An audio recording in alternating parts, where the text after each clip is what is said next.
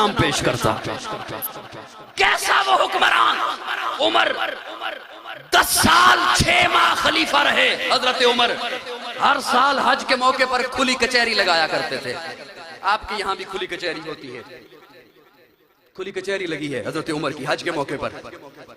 दरमियान शेख साहब उठे, अमीरुल मोमिनीन जी, आपने कानून बनाया है कि कोई गवर्नर अपने दरवाजे पर चौकीदार नहीं बिठा सकता।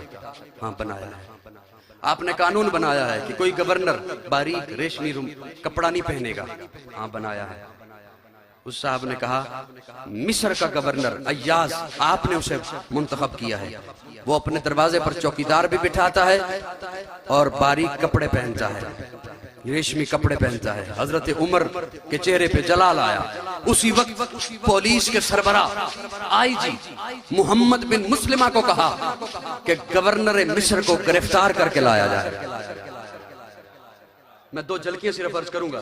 गवर्नर को, वो मोहम्मद बिन मुस्लिमा मिस्र पहुंचे, देखा चौकीदार भी है, लिबास भी ऐसा ही है, गिरफ्तार किया अय्याज को, उमर की अदालत में पहुंचे।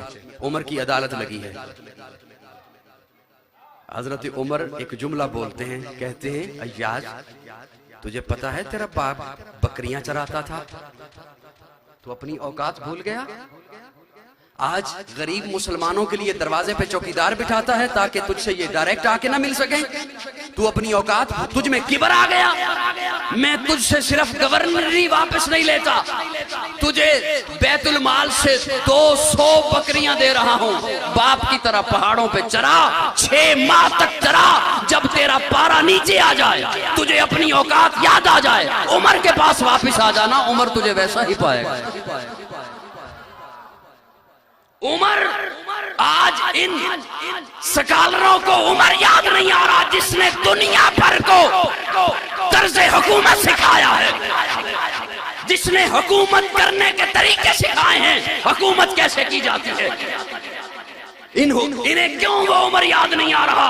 वो आधी दुनिया का हुक्मरान था। मर्दे जलाल मर्दे हुनर भेजना पड़ा, ऊंचे बदन पे ऊंचा ही सर भेजना पड़ा। सबसे बड़े नबी की हिफाजत के वास्ते फौलाद से भी सख्त बशर भेजना पड़ा।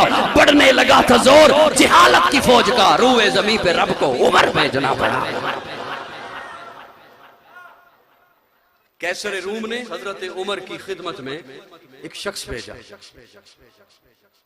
तोहफे देकर, असल में भेजा अपना जासूस बनाकर, तोहफे देकर। जहर की शीशी, इत्तर की शीशी, एक खूबसूरत नौजवान दोशीजा खूबसूरत लड़की। वो शख्स आया मदीना मुनव्वरा में, तुम्हारा सरदार क्या कहाँ है? लोगों ने कहा हमारे यहाँ सरदार नहीं होता, हमारा अमीर होता है। अच्छा अमीर कहाँ है? कहा मस्जिद नबवी में। मस्जिद नबवी में वो पहुंचा शख्स, मस्जिद नबवी की तामीर का काम जारी था, तोसी का काम जारी था। पूछा तुम्हारा अमीर कहाँ है? उस लोगों ने कहा कि वो जो मिट्टी का गारा बन रहा है ना, उसमें जो खड़ा होकर गारा बना बनाकर मजदूरों को तकसीम कर रहा है, वो अमीरुल मोमिनीन है। पहुंचा हजरत उमर के पास, मुझे कैसे भेजा? कैसर रूम ने। अच्छा तोहफे देकर भेजे। क्या तोहफा? कहा ये जहर की शीशी है, ये उसने भेजी है कि जहां उमर तेरा दुश्मन हो ना, जिस रास्ते से आ रहा, अगर वो चखे नहीं तो उस रास्ते पे गिरा दे, ये उसके जिस्म से जहर छू जाए तो वो मर जाएगा।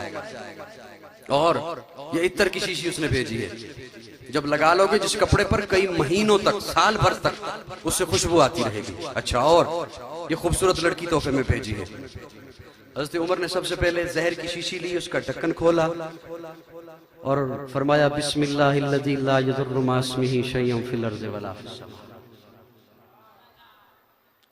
वो बेहोश हो गया, वो जो कासिद आया था। उसे होश आया, क्या हुआ तुझे? उसने कहा वो जहर, वो कैसर ने कहा था जिसे छू जाएगा वो मर जाएगा। हज़रत उमर ने कहा ओ बुतों के पुजारियों, ओ मिट्टी के पुजारियों, ओ मूर्तियों के पुजारियों, तुम्हें ये बताया गया है कि ये चीज मार देती है, मुझे मेरे प्यारे आका फरमा कर गए हैं कि रब न मारे तो कोई चीज नहीं मार सकती। अच्छा, इत्तर की शीशी, इत्तर की शीशी ली, उसका ढक्कन खोला और हजरत उमर उस गारे में खड़े थे, उस गारे में मिला दी। और क्या है, क्या भेजा है?